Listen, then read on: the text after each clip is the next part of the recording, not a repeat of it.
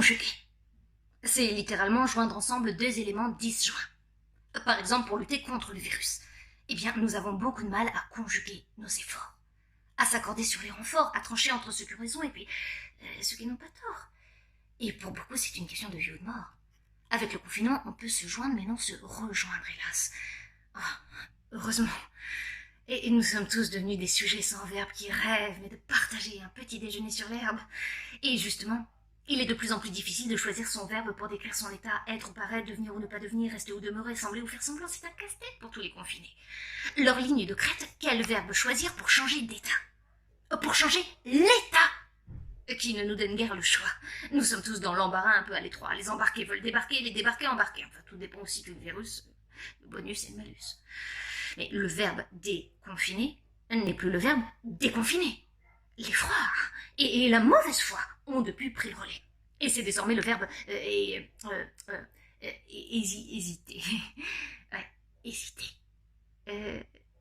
Hésiter, oui, hésiter. Qui décrit le mieux notre état d'incertitude et d'irrésolution.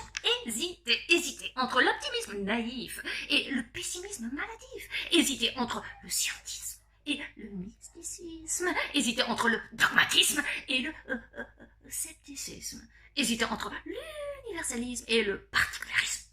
Hésiter entre le mondialisme et le nationalisme, hésiter entre la croissance et la décroissance, hésiter entre la volonté de puissance et l'impuissance de la volonté.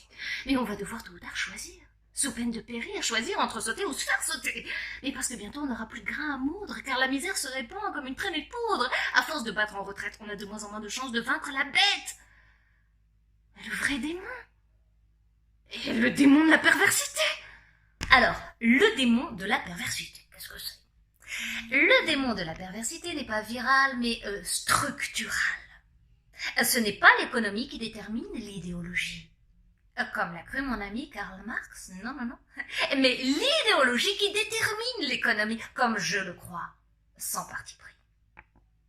Pour le dire doctement, c'est la superstructure idéologique qui structure l'infrastructure économique. Ce qui sous-entend que le verbe approprié à notre situation de confiné, c'est le verbe restructurer. Je le dis lentement pour que vous le compreniez. Restructurer. Restructurer le réel au lieu de le déstructurer. Le restructurer en renversant économiquement les renversements opérés par l'idéologie. Changer la terre sous nos pieds au lieu de nous contenter d'avoir les pieds sur terre. Et ce n'est pas un choc entre civilisations, mais l'effondrement de toute une civilisation. La nôtre, oui, celle qui règne en nous divisant les uns d'avec les autres. Mais au bout du monde, on se rend compte